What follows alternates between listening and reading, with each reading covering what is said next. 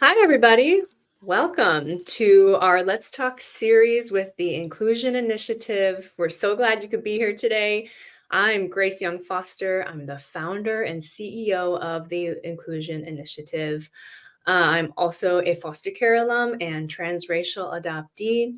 And this series really is to help elevate our communities, create visibility, and share our perspectives from our lived experience navigating life and work with these identities. And so, before we begin, just to lay some expectations here for the audience, we're going to have a discussion with our guest speaker, whom I'll introduce in just a second. But this is being live streamed across social media platforms, LinkedIn, Instagram, Facebook, and our YouTube channel. So please feel free to comment, react, drop in questions, and we're going to be happy to reflect on those questions or comments later within this live stream. So, without further ado, I'm really pleased to introduce you to our guest speaker today. He and I met really through LinkedIn. Nick has done some interesting work in the child welfare space. He's been in politics. He's been within his community in the nonprofit sector. And most recently, he was a candidate for the Indiana State Senate back in 2022. He is a proud partner and father of two, and he is a foster care alumni. So I am pleased to introduce you to Nick Marshall. Hi, Nick. How are you? Hi, everyone. Hello to you. Thank you for having me, Miss Grace. Great. Great to have you. Thanks for being here. We really appreciate it. So, Nick, let's dive in and let our audience learn a little bit about you. So, as much or as little as you'd like to share, we'd love to hear a bit about your journey and experience in the foster care system. Oh, yes. Well, my journey started when I was an infant due to my mom's battle with alcoholism and drug addiction, and my dad being incarcerated multiple times. I only think I met him about a handful, maybe two handful of times. So we went back and forth between our mom. We had bad foster parents, and we also had good foster parents. So we actually, after going back and forth with our mom the second time, we actually went to kinship care with our aunt and uncle for about 4 to 5 years. And so during that time, there was both physical and emotional abuse. And so we were split up after that. An investigation went on. Me and my older brother, we went to a different foster home in the state of Kentucky, where my two brothers stayed there, and my sister went to a group home. So of course, I worried about my brothers because I thought they were going to have some type of retaliation done to them. But I was with my older brother. So when with my older brother, he was there about 6 months.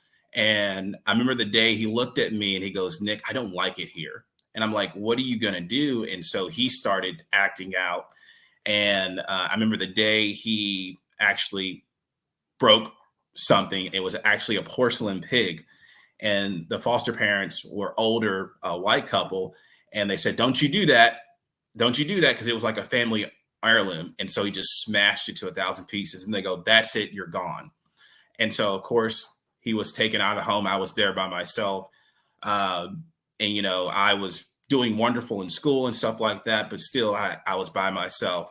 So about another 4 to 6 months rolls by, and they took care of me. They were good foster parents and older, and they ran a hotel in the back of their place. And that's where they would house maybe 16, 17-year-old foster kids who are waiting to turn 18 in that situation. And so they sat me down and they said, "Well, this is not because of you. This is because we're older and the hotel's not doing much business and we can't deal with what's going on back there. So we're going to have to, give you up." And of course, I was like, "Where am I going to go?" I'm thinking, what's going to happen to me? I'm all by myself. So that's when I was placed to another family in the state of Kentucky, where I was moved, and they got me, and it was in like a small county in Kentucky.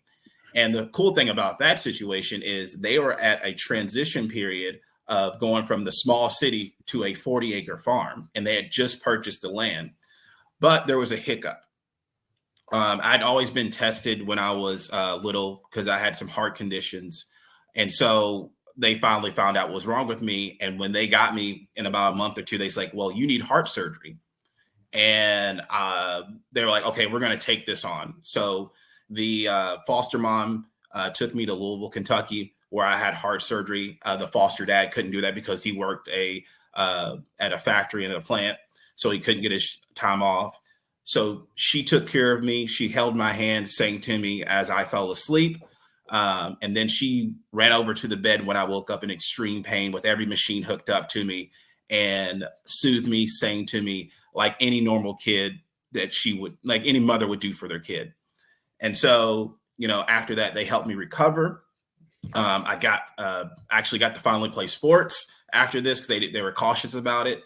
And then finally we moved to the farm, and I worked so hard on that farm, many summers. And, at the time I hated it, but now I have this work ethic that was placed in me, and unbelievably, I did get chased by cows. And so, that was one of the things I live to this day. And so I ended up staying with them for about 5 to 6 years.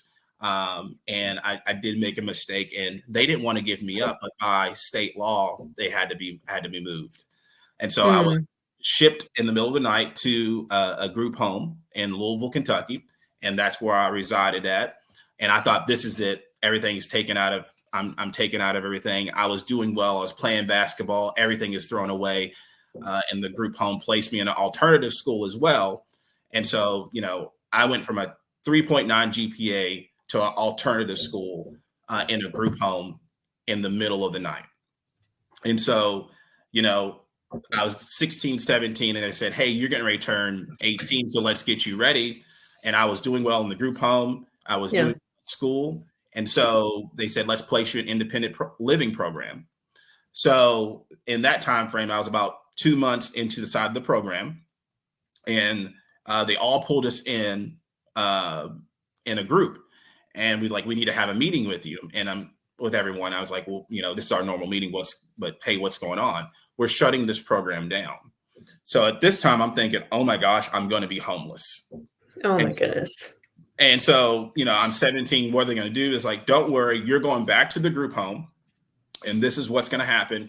And then we'll still get you ready to live independently before you turn 18.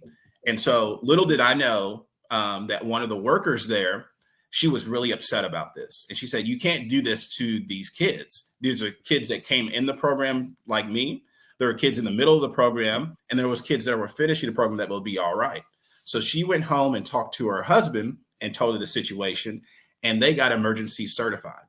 And I remember being at the group home, they sat me down and said, hey, we actually found a foster home for you, and it's actually the lady that worked there. And I'm like, wait, what? And she's taken 3 of us in. Wow. Yeah. And so end up going to this foster home. She said, Nick, what do you want to do? I said, I just want to go to a regular school. She goes, okay. She got me out of the alternative school. It took about a year to do that. And when I was there, I had like a 5.0 GPA. I would get done with my work, go over to the side of the corner, say, yes, no, yes, sir, no, ma'am, and had like a 5.0 GPA. And so she got me out of that alternative school, and I went to regular school my senior year, graduated top 10 in my class, and ended up getting a full academic scholarship to the University of Louisville. And so went on to U of L, of course, where I experienced a lot, from a small farm to the city to a lot. And, I did falter a little bit at school, but I was able to complete my degree in communications. And of course, now, in the nonprofit space, ran a campaign. And as you can see, father of 2, and then married to my wife for, it'll be 8 years this year. Oh, wonderful. But yes, but that's the Cliff Notes version of the. Yeah, yeah. That's great. Thank you so much for You're sharing all welcome. of that. Mhm. So let's take a step back. And first of all, congratulations on just everything that you've accomplished, because we all know, right? We've got 10 extra mountains to climb when we have this lived experience. And you literally like had 10 different things you had to navigate just to finish school, that other people that are not in our situations don't have to even think about. So, would like to back up a little bit and just ask you, because of your multiple transitions from going from, right, biological kinship care, and for those of you listening in who don't really know the difference between kinship care and like institutional placement and foster home placement, kinship care is when you literally are placed with your kin. So it's extended family, who are blood relatives who take you in because your parents can't. So that really is preferred. And I know that's always a first avenue that many uh, uh, care providers look for. Um, and then you also experienced institutional care where you were placed in a group home setting. And that means, right, there's no home, like nuclear family, that was able or willing to take you in. So you were placed into a group home setting. And that can be for multiple reasons, right? And it's not always because there's not a home available, but sometimes that's just the next step, right? That the system chooses to take versus trying to find an immediate, stable home for you. So just looking at the differences, right, of all of the different experiences you've had, you have gone through all of the different avenues that the system has available for kids in the welfare system. You know, I was placed into a home right away when I was a foster youth. I did not get placed into institutional care beyond, right, the orphanages that I was in South Korea. In the US, right, I didn't experience institutions like group homes. I didn't experience kinship care. So, you know, a lot of us that haven't navigated those specific areas of the system, you know, we can't even understand or begin to explain what it's like to go through all of those different transitions. So, um, I just want to ask you what that felt like, what each transition felt like, and what you think are, right, the differences that really impacted you the most from each of those experiences. So we'll start with the kinship care, and I will say the first couple of years were good. And of course, what happened was is we were in a separate room. Um, four of my brothers, we all slept. Me and my three brothers, we slept on a queen size bed together, and my sister, she slept on a couch to the left of us. And so, you know, the first couple of years were good. We were all good. We were all together, and we were happy, but we knew understood what's going on.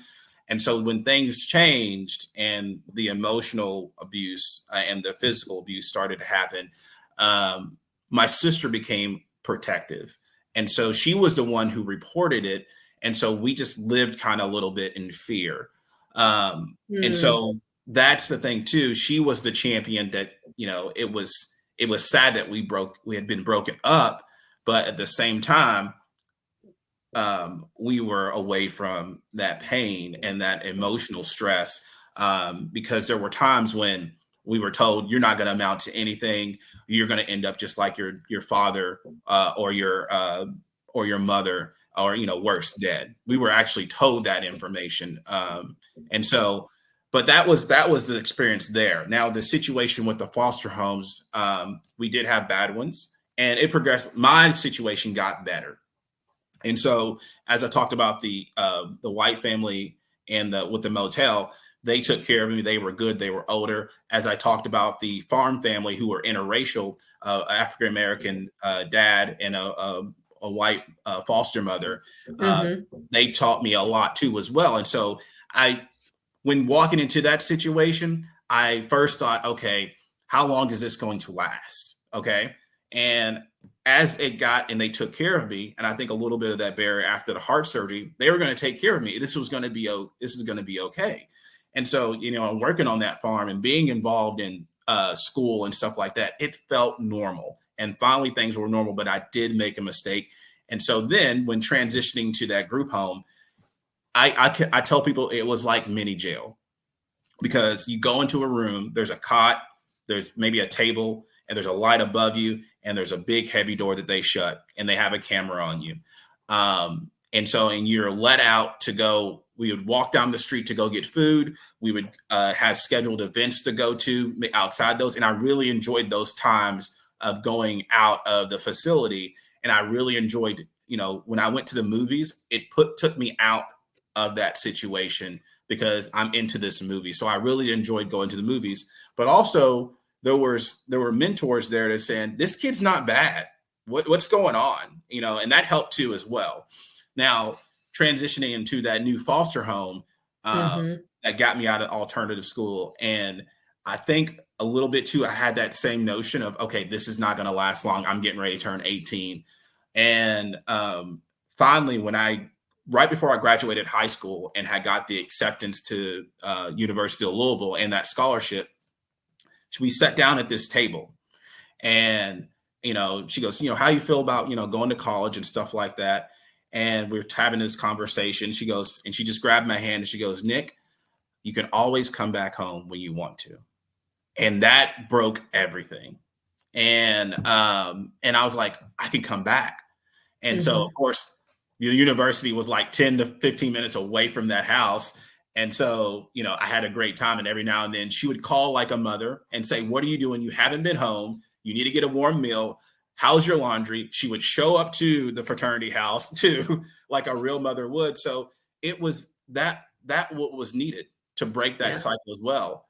So I felt that level of trust, and I'm in contact with both of those, that farm family and the ones from Louisville, that other foster family. So I'm in contact with both of them, and we actually went to go visit the farm this past summer. And so, I just got done talking on the phone with the foster mother. And unfortunately, the foster dad did pass away. Her husband passed away about 3 years ago, but I'm in contact with both of them. I'm sorry for your loss. That's really hard.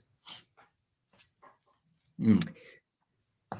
So, thanks so much for sharing your different experiences and really helping to, right, shift this dominant narrative of what society has us believe about foster care and foster youth. And, that there's really just one kind of linear experience, right? You had multiple different experiences throughout your entirety of being in the child welfare system. And, often we're only seeing, right? A foster youth is either placed into a great home, end of story, Mhm. and that's all we see. Or the foster youth is kicked out from home, and has a troubled, right, young adulthood and troubled life moving forward. And those are really the two dominant narratives that are really, touted over and over again in, our society. And I think it's really important that you share, right, the really wonderful and also really hard experience you had Mhm. in the system, because both can be true at once, right? We can Mhm. have bad experiences and good experiences, and one doesn't negate the other. One's not more important than the other. And they both have helped shape you, right, into who you are today, and helped shape what you are trying to do for your community, for other foster youth, and for other alumni of the child welfare system. So now that you are a foster care alum, right? You have been out of the system for many years, and you've really done a lot of great advocacy and awareness work, as well as just local community work. I'd love to hear a little bit about your career journey and specifically too, right? From your perspective as a foster care alum, I guess it's interesting to hear from you, like how you think that experience of your youth impacted the career opportunities that you've had. Let me say that going back to your original question, back to your statement that you said earlier about in regards of, different people have different stories, and there's always a success story or there's a really bad experience where they get kicked out. And so, I think about my brothers and my sister. Only one of five of us went on to college, went on to be successful. And that's a situation. My brother next to me, who's younger, he's doing really good, and he has his kids and stuff like that and married. But there's some things and barriers and things that happened to him that and to our family that we are finding out to this day. So in that situation, then those traumas trickle out and go out. Yeah. And even to where my youngest brother, he just got out of jail because he's having some issues too as well. And my sister, she is trying to do her best, but she is doing good now. And so if you look at that statistic, only one of five of us made it out. How come it couldn't be in two? How come it could be three? How come it could be all five of us? Right. And so, and each of those stories are different too, of what happened to them and how their journey went about. So we have to have the perspective to saying, okay, like you said, not every story is linear, and that it happens in this particular situation. It's an up and down situation. And literally the other day, and I think sometimes daily, but the other day I was like, why me? Why did I make it out? And why do I have less scars than my brothers and sister? And so, but there's a reason why. And this what leads into your question now. What was my career path? And so, as I was, got married, graduated from U of L, my wife was suggesting, hey, go volunteer here, go do this. This aligns with a little bit of your story, because in the past, I kind of shared it when it was relevant. I didn't really put it out there. And so as I started helping out the community and volunteering on associate boards and board of directors, I started to see this different things touch the foster care system. And so on that, of course, I kind of just did these things in the background and kind of just like help people where they are and did those things. And then what kind of a pivotal moment that kind of shifted the dynamic was everything is I had the honor of actually going to the governor's mansion and speaking for foster care and adoptives awards for 2019.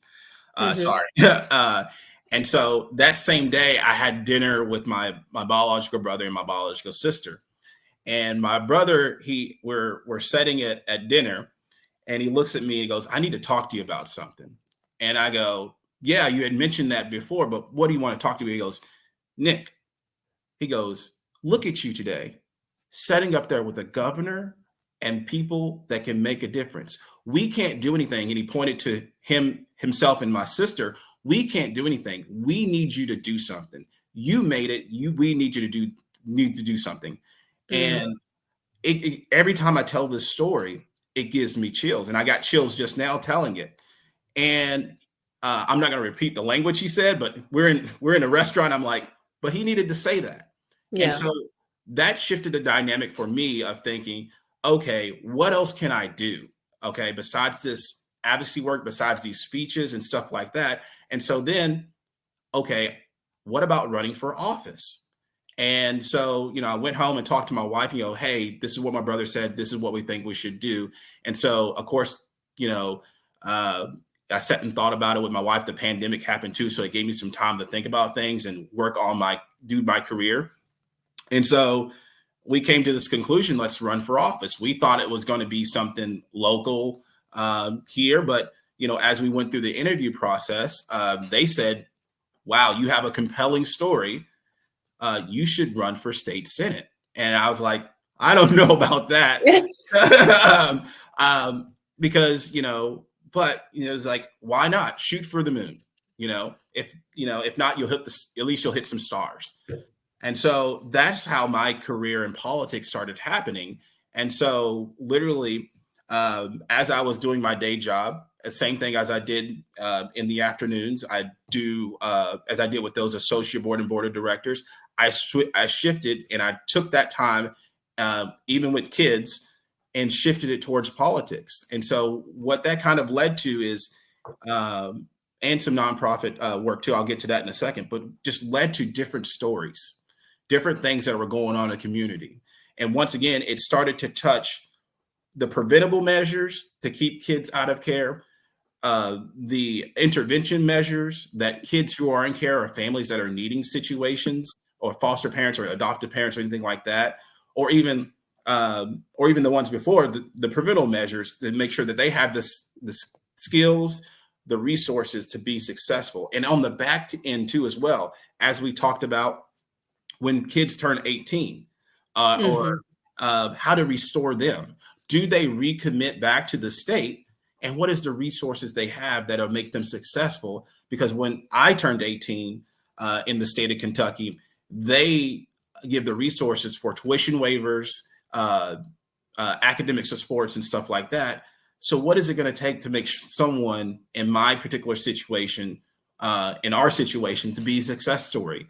So I started to dive into that information, and you wouldn't believe the amount of people that reached out and saying, there were times like, yeah, I was out at an event, I was a foster child too. And I'm like, wait, what? These people would come up to me and tell these stories, bad stories and good stories. And, and it just, you just sat there and listened. And that's that growth during that time of running for office was amazing. And I wouldn't change anything for it. But that's kind of like my career path. I didn't embrace the story at first because I kind of kept it in. I didn't hide it, but I told people, but I didn't shine it. Let me say that. And once I started to shine it, a lot of different stories started to come out. But I would say that's how my career path went about. And there's still more to learn and still more to grow in these areas. Yeah. And I don't know about you, but for me, it took a long time for me to really be very vocal and, start owning my story, because of all of the stigmas, the misconceptions, and really the, dominant narratives about folks who are in the foster care system or who are adopted, right? There's dominant narratives about who we are, who we should be, what we should look like, what our futures are like. And often, right, a lot of us are not feeling safe or welcome, or even like that our identities as foster alum or adoptees are important. But they're so important. They're a gigantic part of who we are.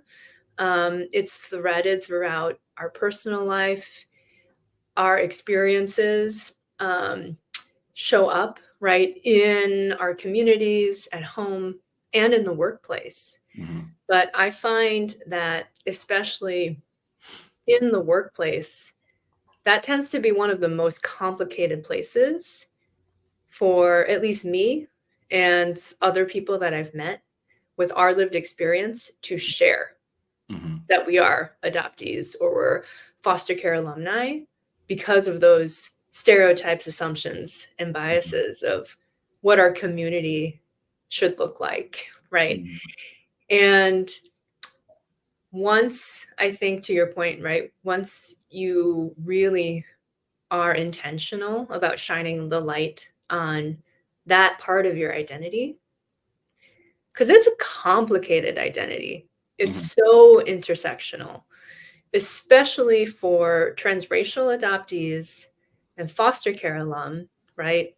We're predominantly people of color. There are so many of us who are people of color.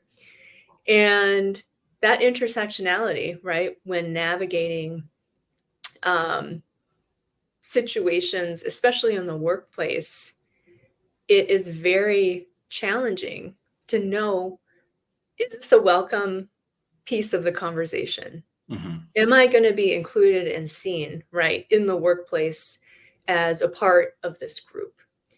Like for me, being Asian American, yes, I'm Asian American.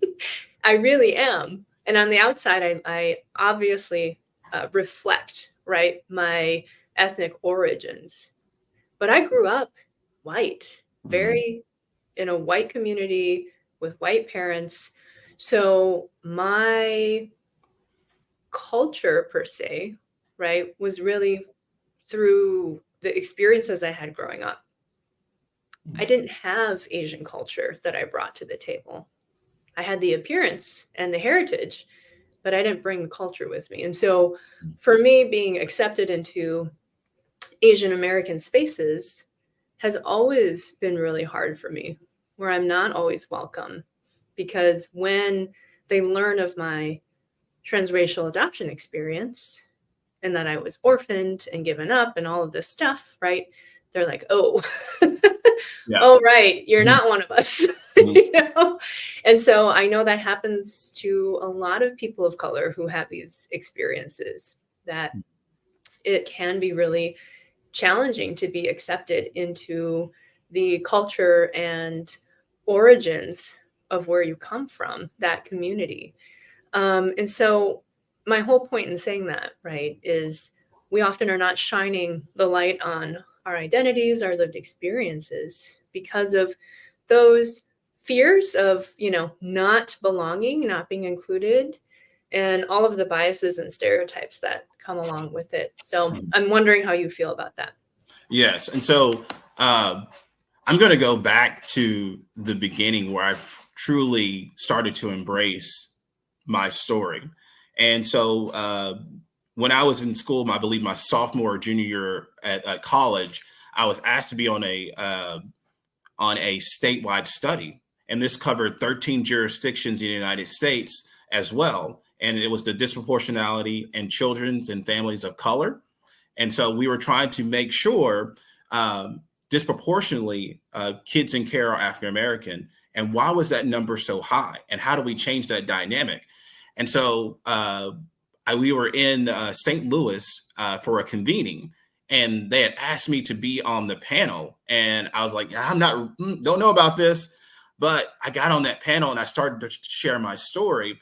And I was always introduced as Nick Marshall. This is a part of our team. He's a former Foster youth or alumni, or he's currently still committed to the cabinet. But when I started to tell my story, it started to break down the barriers.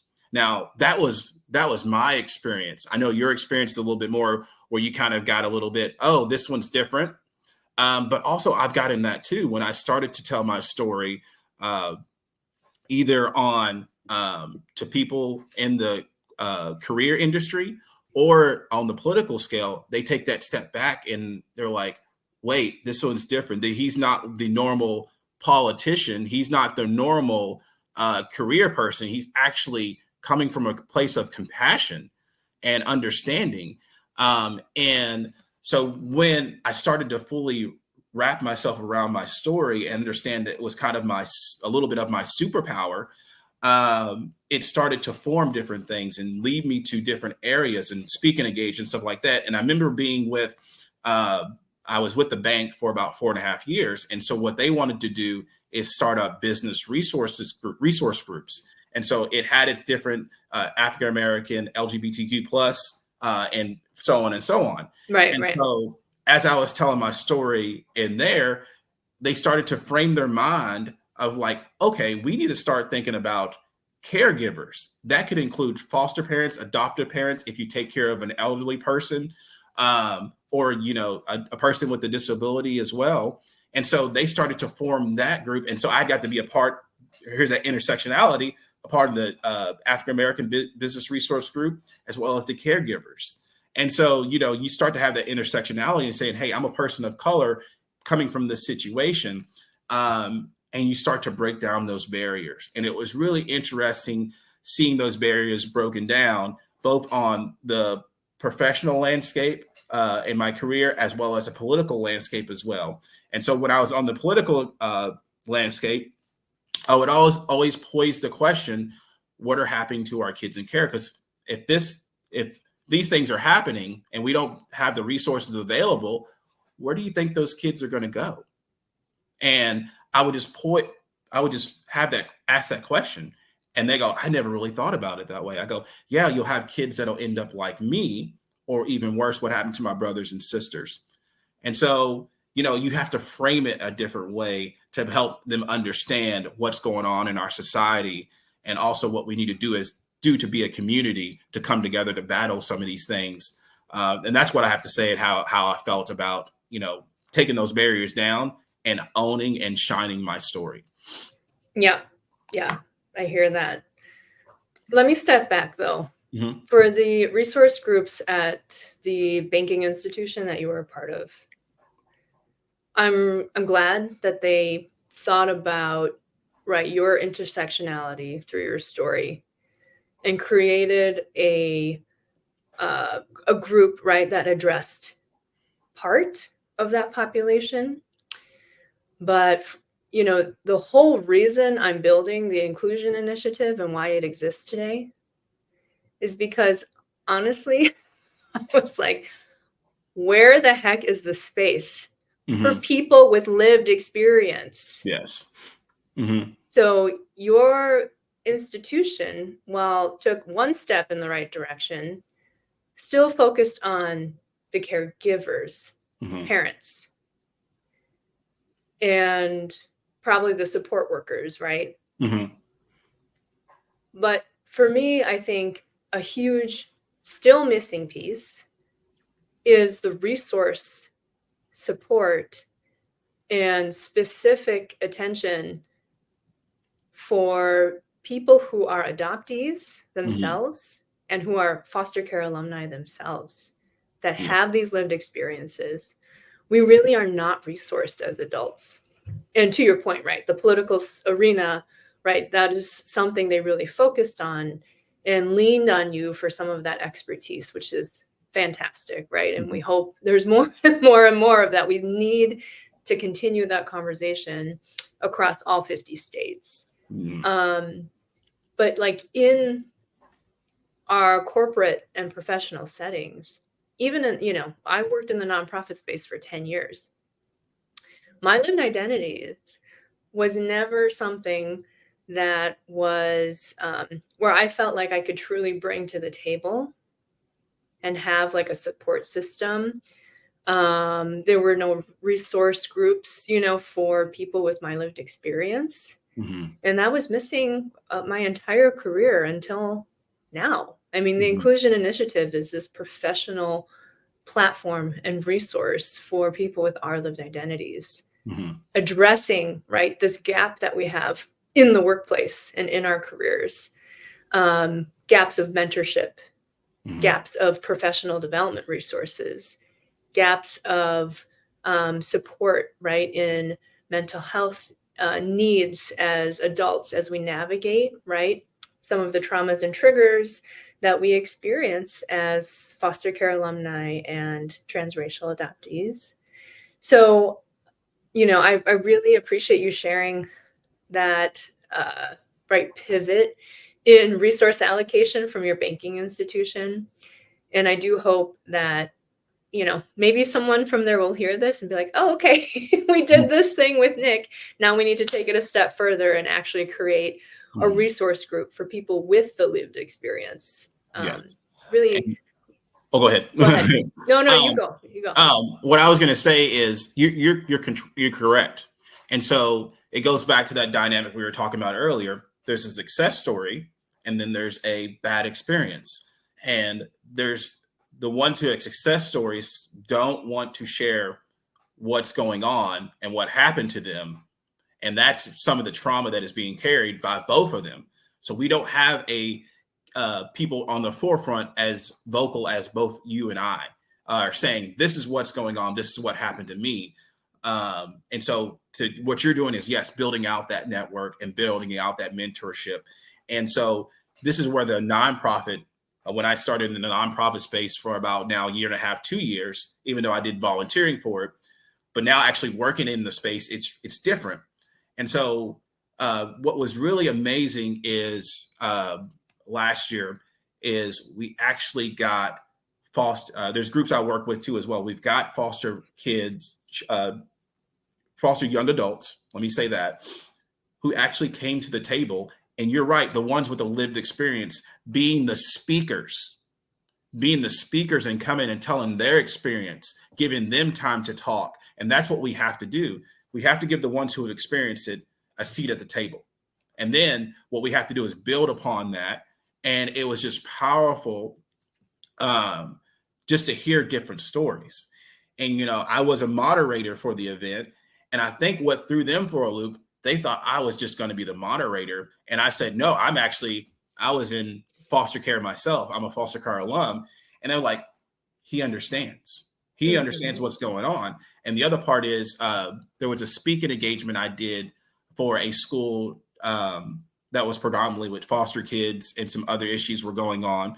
And they said, do you mind if we bring in the kindergartners or lower kids? I thought I was going to be speaking to middle school or high school.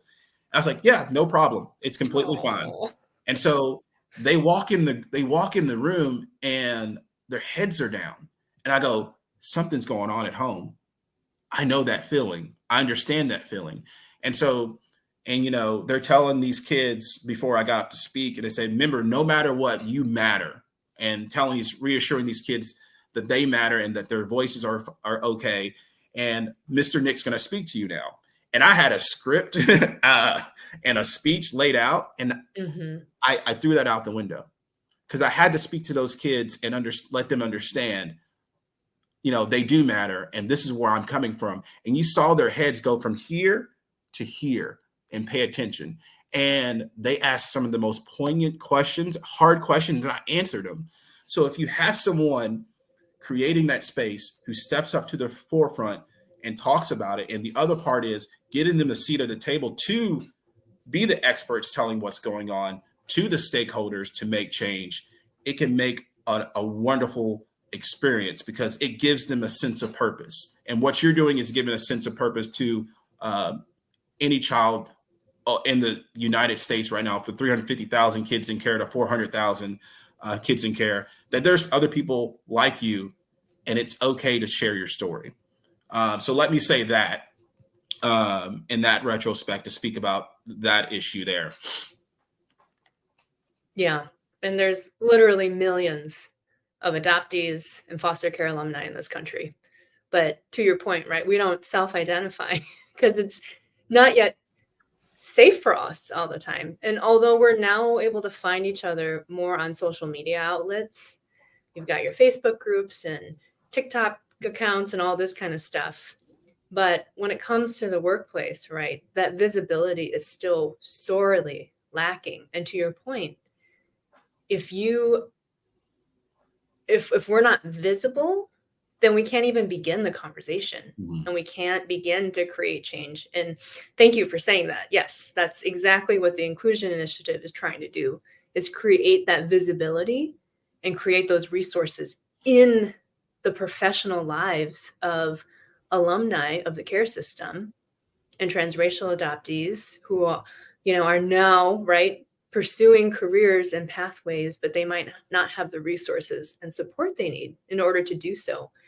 And again, how often are you meeting, right, a chief executive officer who's an adoptee or a foster care alumni? You don't know too many yet, right? No.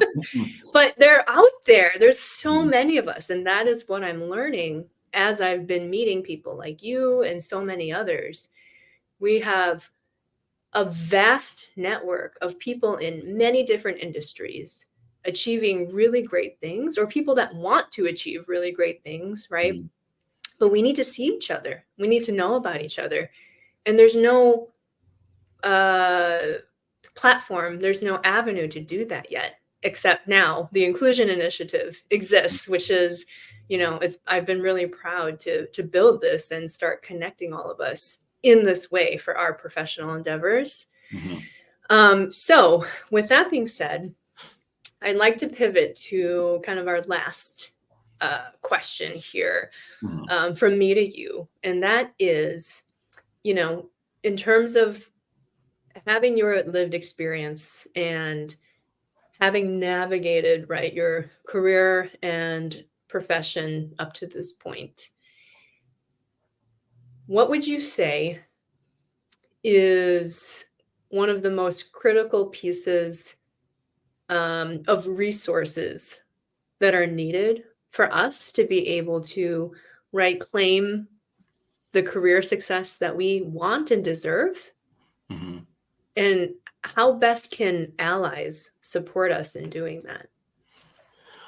I think the resources most needed is I say people power, okay, and then also the list goes down from there. And what I mean by people power is having um, people that are going to, like you said, allies and advocates to say, okay, we need to help this group, and how do we go about helping that group?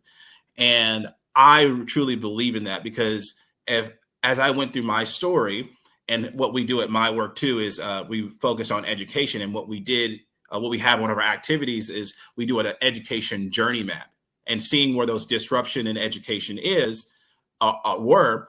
And I took a step back and I was like, wow, I had some interruptions of what's going on. And then I stepped in and I said, of course, I don't know if you're familiar with ACEs, where Mhm. people intervene to make sure that there's a positive outcome.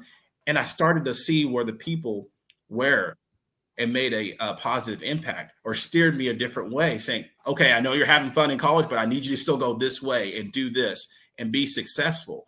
And so, but but behind that is getting that mental health services ready, because you're dealing with young adults and people who are carrying trauma, um, a lot of trauma. And there's things that still in my head that I still go into it. I remember being in college, and I'm sitting in my bed and I'm like laying there and I go, why am I laying here?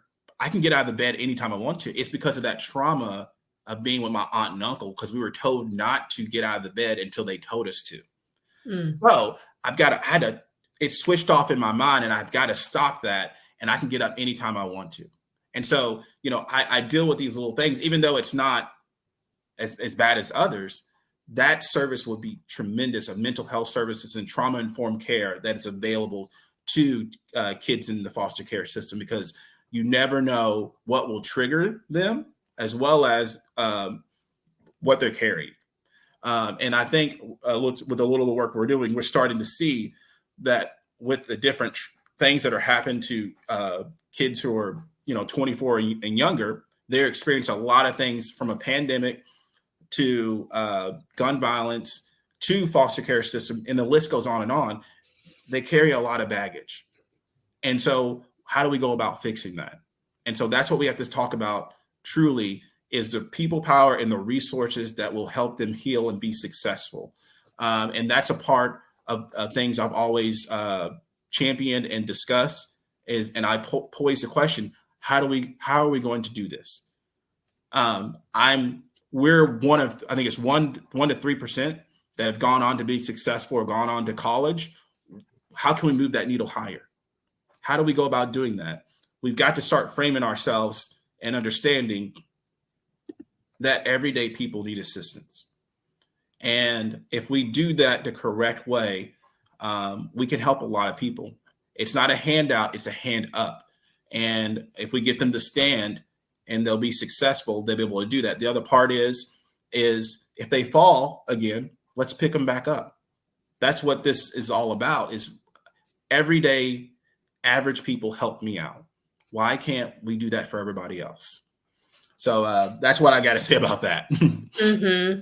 Yeah, exactly. Everyone deserves support and help, no matter what their circumstances are.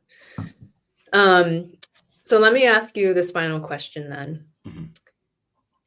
What do you want the future of work to look like for foster care alum? Wow, that's a big question. Mhm.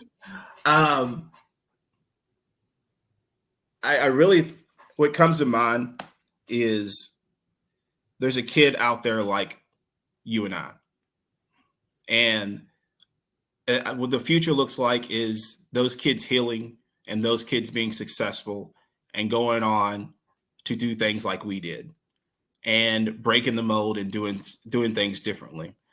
And what was truly impactful is I got to listen to other stories, and I heard this beautiful story with this organization that allows you to tell your story through art, through video, and stuff like that through the organization. And this young lady got up there and told her story. She had 6 different pictures, and each was a lifetime in her life, and it was a tree and how the trees changed over time. And then, it changed, it dwarfed, it got cut, it got burned. But at the end, it was a beautiful tree that had some scars and it was really flourishing. And at the end of her story, she says, it's okay to step back and say, look what I've accomplished. Look where I came from. And that's what I want the big picture to be is you can make it. The community is there. And don't listen to the narrative. The community is there to help you. And if the community is there, we can have a flourishing instead of, like I said, the 1 of 5 of us making it, 2, 3, 4, and 5, all 5 out of 5 making it. That's what I picture our foster care system being like, and that the number of kids will drop down. And the situation is every parent who is in a circumstance and has the means to burden that circumstance without their kids going in care. So that's a big picture. How do we get there? A lot of work, a lot of passion, and a lot of compassion and empathy, and willing to walk beside somebody. And that's what we need to do. Yeah. No, thanks for sharing that. I'm there with you. That all 5 out of 5 make it and can thrive in the way that they want to build their own future. But you're right. We all need to be supporting each other, especially those of us that have, come through the other side and are building awesome careers and whatnot. For us to be able to, turn around, extend our arms and pull on others through with us. Like that's so critical. So thanks for all your advocacy work and awareness raising work that you're doing. Thank you. So with that, that concludes our discussion and Q&A portion of this conversation. It's been so wonderful to have you, Nick. It's been really inspiring to just listen to your heart and, of course, your perceptions based on your own lived experience in the system. And who you are today is really inspiring. So thank you for that.